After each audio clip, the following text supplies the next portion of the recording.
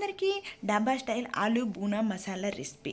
ఇది చాలా టేస్టీగా ఉంటుందండి. చాలా సింపుల్గా మరియు టేస్టీగా ఎలా తయారు చేయాలో ఈ వీడియోలో తెలుసుకుందాం. ముందుగా ఒక బౌల్ తీసుకొని అందులో 2 tablespoon curd, 2 teaspoons కారం, 1 టీ స్పూన్ ధనియా పౌడర్, 1/2 టీ స్పూన్ పసుపు, 1/2 టీ స్పూన్ జీలకర్ర పొడి వేసుకొని బాగా కలిపి పక్కన పెట్టుకోవాలి. ఇప్పుడు 2 కట్ చేసి పెట్టుకున్న మీడియం సైజ్ టమాటాలు తీసుకొని మిక్సీ జార్లో వేసుకొని వాటిని మెత్తగా గ్రైండ్ చేసుకొని పక్కన పెట్టుకోవాలి.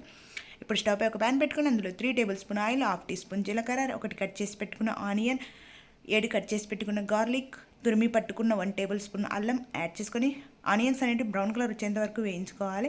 ఇప్పుడు అందులో 2 కట్ చేసి పెట్టుకున్న పచ్చిమిర్చిని యాడ్ చేసుకొని మనం ముందుగానే రెడీగా పెట్టుకున్న మసాలాను కూడా యాడ్ చేసుకుందాము. అలాగే ముందుగానే గ్రైండ్ చేసి పెట్టుకున్న టమాటో ప్యూరీని కూడా యాడ్ చేసుకొని ఒకసారి బాగా కలిపి కొంచెం వాటర్ యాడ్ చేసుకొని టేస్ట్కి సరిపడేంత సాల్ట్ యాడ్ చేసుకొని ఒక 5 మినిట్స్ కుక్ చేసుకొని పక్కన పెట్టుకోవాలి. మరొక ప్యాన్ పెట్టుకొని అందులో 1 టేబుల్ స్పూన్ నెయ్యి యాడ్ చేసుకుని 1